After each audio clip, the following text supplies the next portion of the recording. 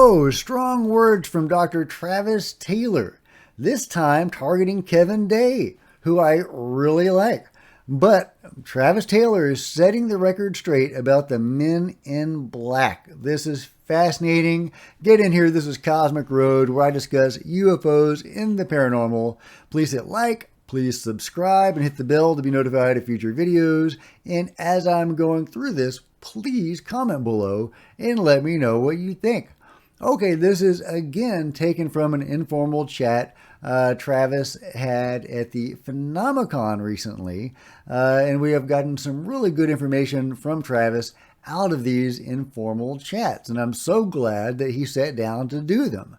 And this particular segment, he has begun talking about the Men in Black and the rumor or the claim by some that were involved in the Nimitz incident that there were Men in Black. There were Navy, Air Force personnel that came in and seized the data bricks that held the data from the jet fighters that encountered the Tic Tac and possibly other UFOs as well, because apparently there were many of these things over the course of a week. And the claim is that these Air Force Men in Black in nondescript clothing came in and seized those tapes, and they were never seen again. Well, Travis has a completely different take on all of this, and he is setting the record straight, at least according to his own point of view, and it sounds very credible. So without further ado, here is what Travis had to say about that. Now, I will say that one of the things we kind of run into was, what if there was a group that wasn't telling us everything? Yeah. The National Defense Authorization Act of 2020 had a clause in it that said they had to tell us, or as a felony if they didn't tell us. If we came and asked them, said, you don't have to tell us your super secret program, but you got to tell us that it's you doing something. And we went to everybody, and they all said, no, it ain't us.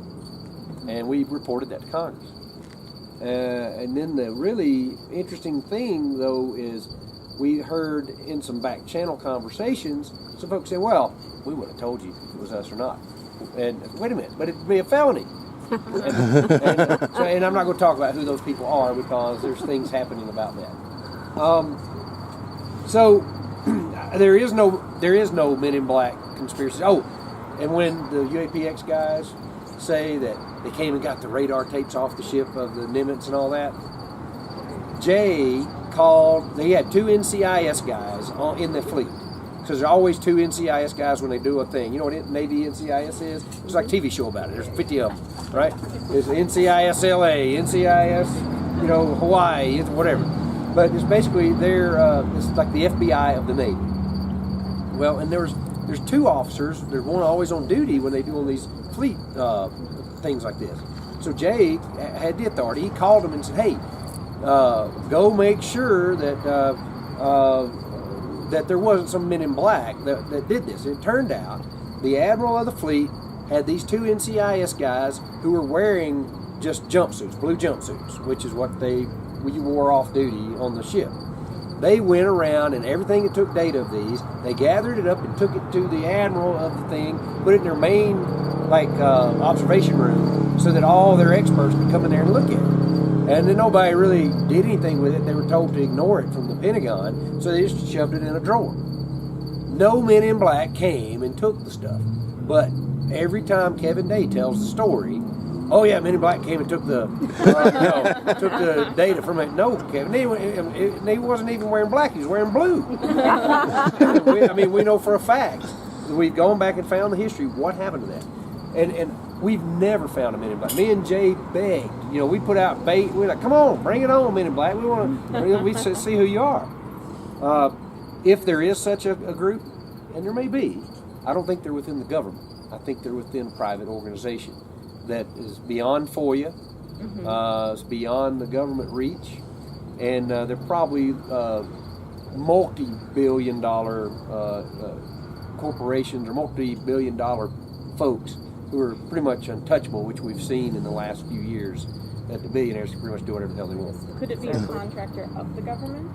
Well, so if they're on contract to the government, anything related to that contract is FOIA-able. Oh, okay. But if they do it on their own internal research and development funds, the own company's funds, those are private funds, and the government has no say on what can or cannot they can do with those funds, and they don't have to tell the government what they're doing with those funds. I mean, that'd be a violation of their constitutional rights, which doesn't mean they wouldn't do it. But. That's all Travis had to say about the Men in Black for the moment, in terms of their involvement on the Nimitz and beyond. Like you heard, he does suggest that the Men in Black might actually exist, and he doesn't seem to discount that at all, but he strongly believes they are outside of the government. And I think that is very likely. However, I also believe in the breakaway group and the super secret, quasi-government organization that exists within the government and without of the government, that is really an entity unto its own with its own laws and great power. And it has been in existence for a long time. And it is, really controlling a lot of what is going on behind the scenes. At least that's my own take. Travis's take is something completely different. He believes that if the Men in Black exist, they are entirely outside of the government. And that could very well be. He probably knows a lot more about it than I do.